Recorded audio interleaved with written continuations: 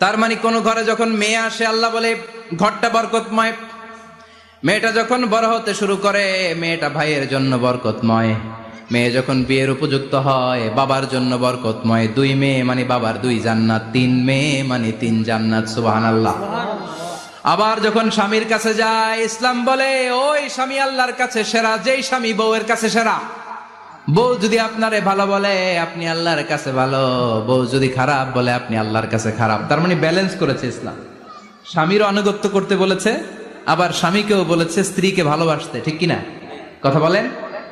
এবার আরেকজনের স্ত্রী, ইসলাম বলে তোমার হাত যদি বউয়ের হাতের সাথে মিলাও 2 হাতের সগীরা গুনাহ মাফ করে কে? স্ত্রীর দিকে যখন তাকাও তোমার চোখের সগীরা গুনাহ মাফ করে কে? প্রতি মাসে মাসে স্ত্রীর কাপড় চোপড় আর কসমেটিক্স কেনার জন্য যে টাকাটা দাও এই টাকাটা সদকা হিসেবে কবুল করবে কে?